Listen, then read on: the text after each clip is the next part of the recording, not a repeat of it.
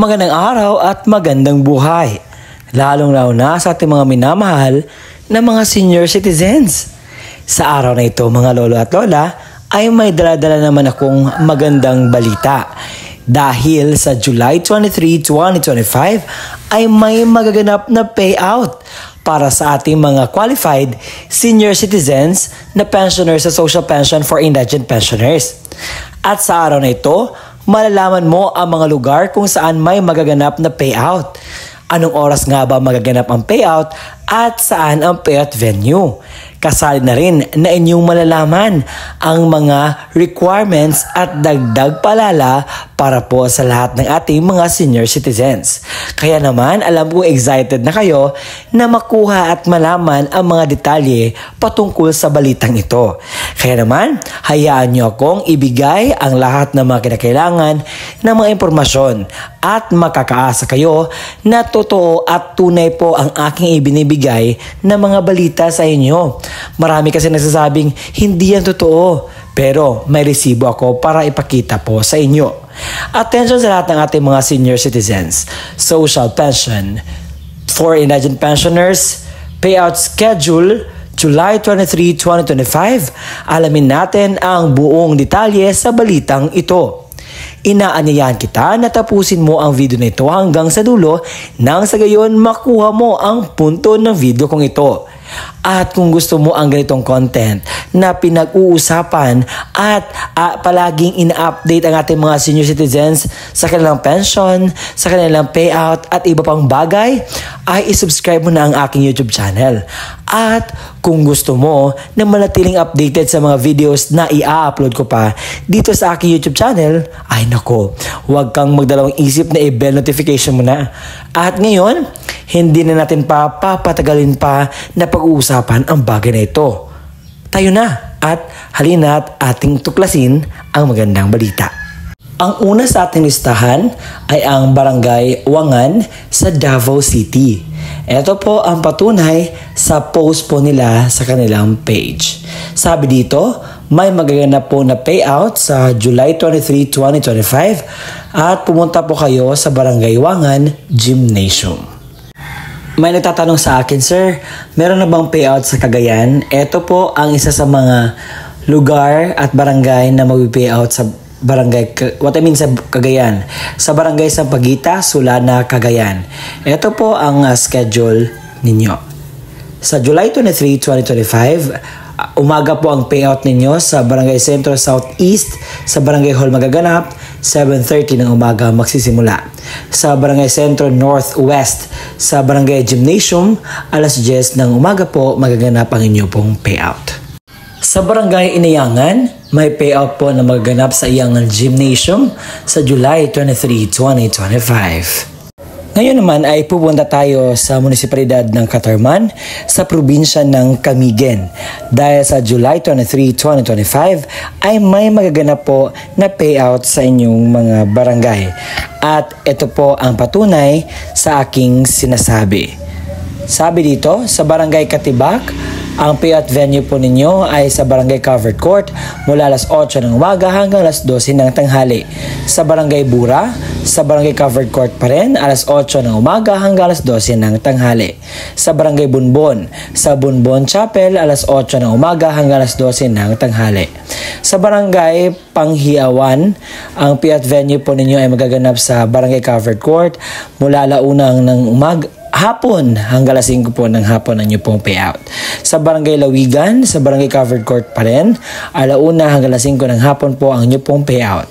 Sa Barangay Santo Niño, sa Barangay Covered Court pa rin, mula alauna ng hapon hanggang alas 5 po ng hapon ang inyo pong payout. Sa probinsya ng Zamboanga del Norte, sa munisipalidad ng Sibutad, meron po magaganap na payout sa July 23, 2025 sa Barangay Calube, alas 9 ng umaga na may total pensioners na 133 at sa Calube Covered Court po ang inyo pong payout venue. Sa Barangay Kanim, alas 9 ng umaga magsisimula yung payout.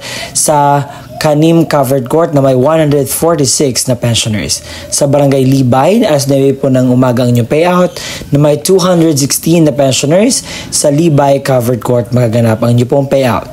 Sa Barangay Panganuran, alas 9 hanggang alas 10:30 ng umaga na may 58 pensioners.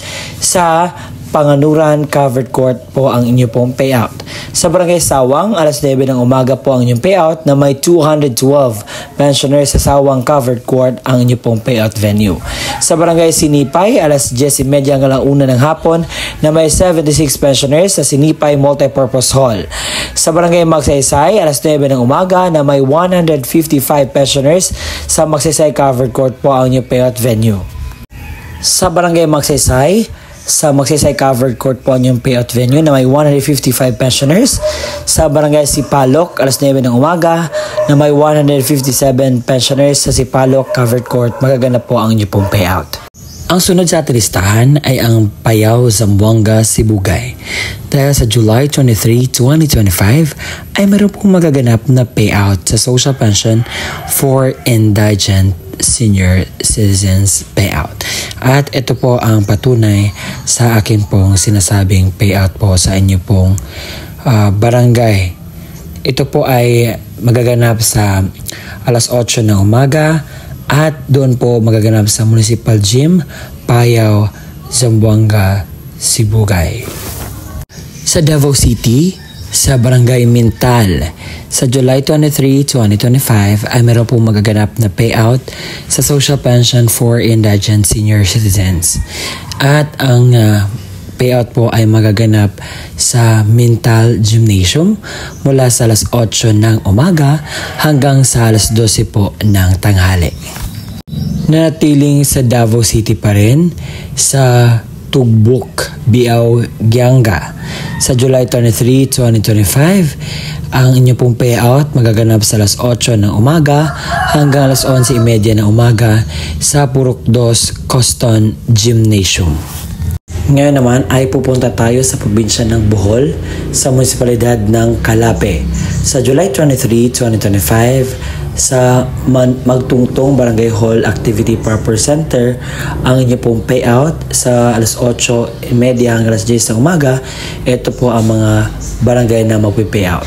Barangay Talisay na may 57 pensioners, Barangay Kinabagan na may 54 pensioners, Barangay Magtungtong na may 50 pensioners, Barangay Madangog na may 56 pensioners, Barangay Tantaw, ito po ay sa alas 10:30 hanggang alas 11 ng umaga na may 39 pensioners, Barangay Luok na may 38 pensioners, Barangay Lumboy na may 37 pensioners, Barangay Kahayag na may 44 pensioners, Barangay Lawis na may 35 pensioners. At meron din pong magaganap na sa Calape Cultural Center sa alas 8:30 hanggang alas 11:30 ng umaga sa Barangay Kabayugan na may 80 pensioners, white left facing the stage. Sa Kawudburan 72, yellow left. Sa Barangay Kanguha 33 sa center po ang inyong lugar. Sa Barangay Sohoton, yellow po ang inyong sa right na may 62 pensioners. Barangay Sapuangon na may 45 pensioners sa center, Barangay Kamias na may 48 pensioners, white at sa right. Sa Banlasan na may 76 pensioners, red saka sa left. Sa Barangay Tinibgan may 79 pensioners, red sa right. Sa Launa, 30 hanggang 4 ng hapon sa Barangay Desamparados na may 50 pensioners, white ang color sa right po. Sa Barangay Binugawan na may 40 pensioners, white sa left. Barangay Labuon may 58 pensioners, yellow sa right. Sa Barangay Tutugan, 72 pensioners sa yellow left. Sa Barangay Ulbuhan na may 96 pensioners, sa red po ang color sa left. Sa Barangay Liburon, 94 pensioners sa red at right. Attention sa mga sanggali senior citizens. Meron po magaganap na Social Pension 3rd Quarter 2025 payout sa July 23, 2025 at pupunta po kayo sa Sanggali Covered Court. Meron po mga 564 senior citizen social pensioners na magkukuha po ng payout. Pupunta tayo sa Santa Maria, Davao Occidental dahil may magaganap po na social pension for indigent senior citizens third quarter payout sa July 23, 2025 sa Barangay Santo Niño, alas 8 hanggang alas 4 ng umaga sa San Agustin Gym. Sa Barangay San Agustin na may alas 8 hanggang alas 4 ng hapon sa San Agustin Gym. Sa Barangay Tanglad, alas 8 hanggang alas 4 ng hapon sa Tanglad Gym. Sa Barangay Ugpaw, alas 8 hanggang alas 4 ng hapon sa Mamakaw Gym. Sa Mamakaw, alas 8 hanggang alas 4 ng hapon sa Mamakaw Gymnasium. Sa mga unclaimed payout or hindi mga nakuhang payout, ang inyo pong payout time alas 8 hanggang alas 4 ng hapon sa MSWD office po. Sa probinsya ng Albay, sa munisipalidad ng Pulangoy, sa July 23, 2025, ito po yung mga barangay na mag-payout. Na may 36 pensioners ang La Purisima, alas 9 hanggang alas 12 ng tanghali ang payout.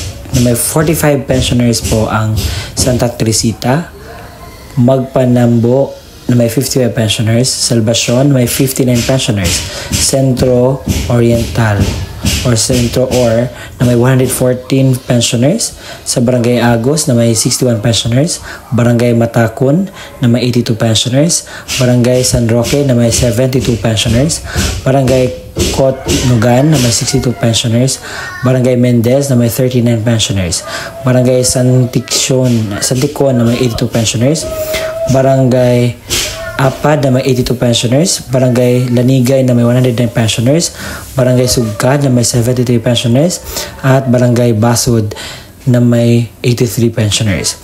Mula sa La Purisima hanggang sa Mendez, ang oras po ng payout alas 9 hanggang alas 12. Sa Anticon hanggang sa Basud, 1 hanggang alas 4 po ng hapon ang inyong pong payout. At magaganap po ang inyong payout sa Centro Mall, Pulangoy. Kasunod dyan na may magaganap po na payout sa Duena Social Hall sa July 23, 2025, 1 ng hapon po ang inyo pong payout. Sa LGU ng Itugon sa July 23, 2025, ang mga barangay na magpe-payout ay Barangay Tuding sa Tuding Gymnasium, alas 9 ng umaga magsisimula. Barangay Gumatdang sa Barangay Hall, alas 9 magsimula po ang inyo pong payout. Sa Biao Eskwela, may magganap po na payout sa July 23, 2025, alas 9 hanggang alas 3 ng hapon sa Kugon Gym magaganap po ang inyo pong payout. Ang sunod na lugar natin pag-uusapan ay ang lugar ng Masbate.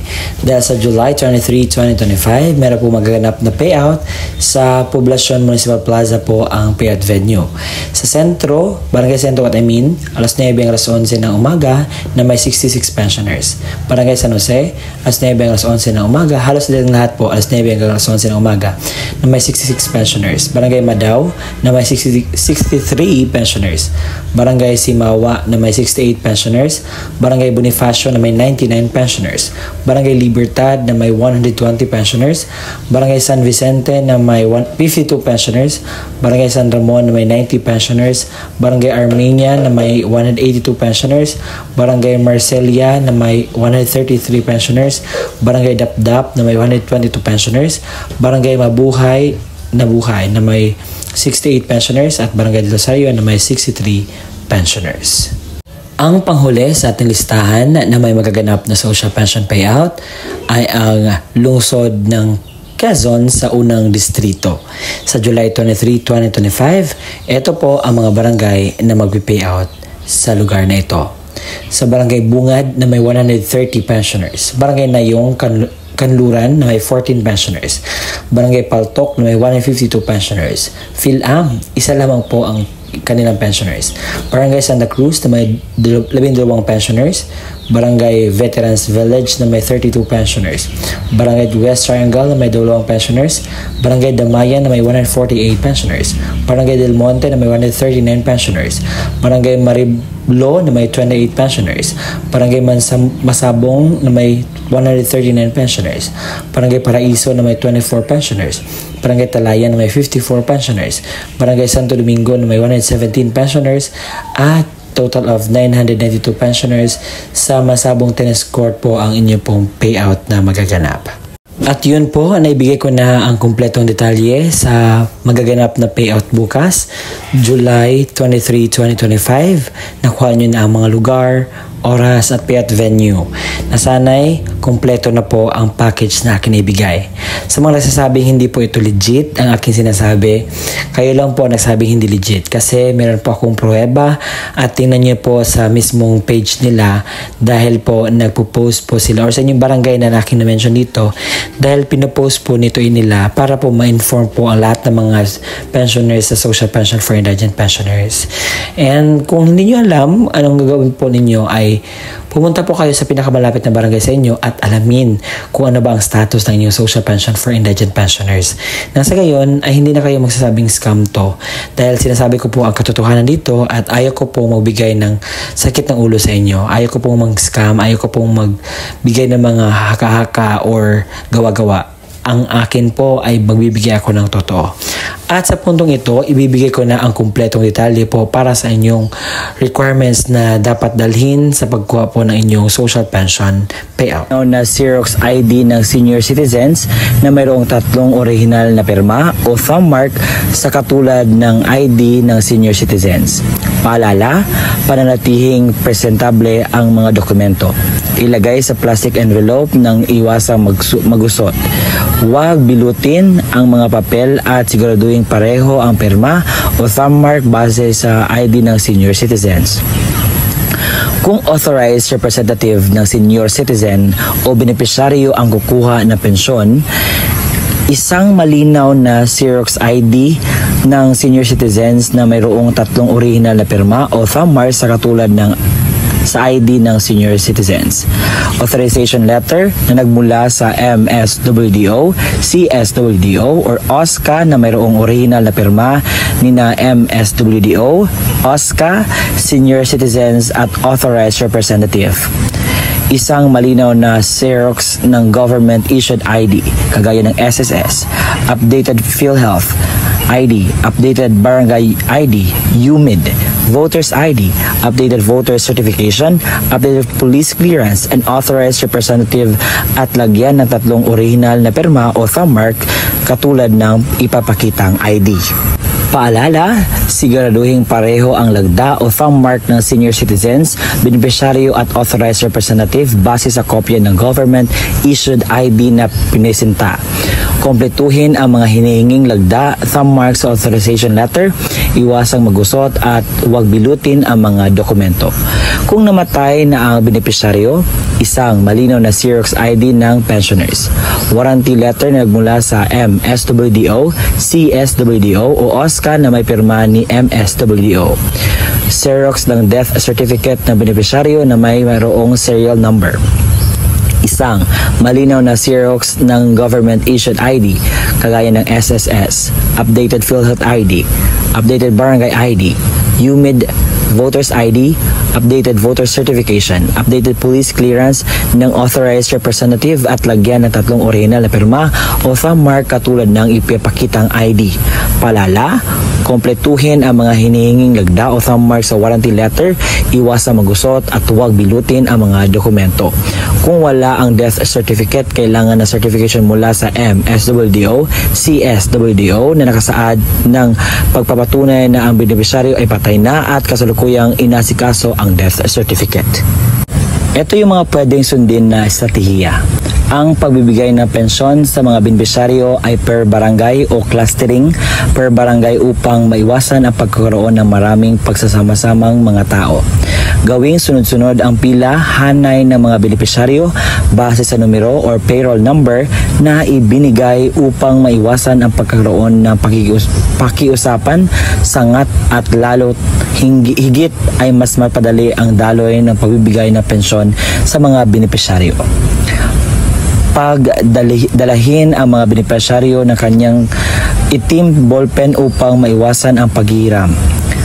Magtalaga ng isang staff na maaaring tumulong sa paymaster upang mapadali ang pagbibigay ng pensyon sa mga benepisyaryo. Lagyan ng numero ang Xerox copy ng ID upang mas mapadali ang paghahanap sa payroll. Mga paalala, maglaan ng malawak na space para sa dadausan ng payout at ng upuan para sa mga benepisyaryo ng programa. Maglagay ng madaming kopya ng certification of same person sa bawat lamesa na upuan ng mga paymaster at siguraduhin may lagda ito ng MSWDO at CSWDO.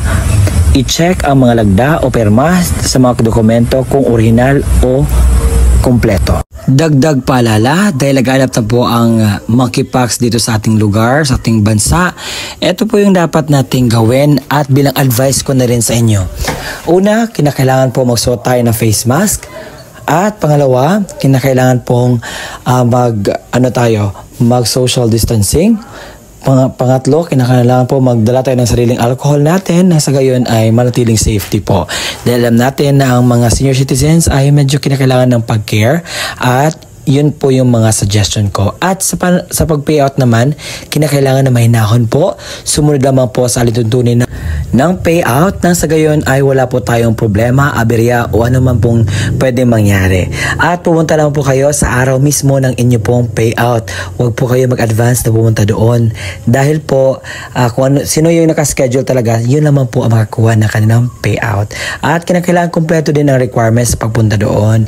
At kung kinakailangan ninyo ng tawag dito kasama or assistant, so pwede niyo po magdala. At yun po ang vlog natin for today na sana ay nakuha na niyo po ng aral.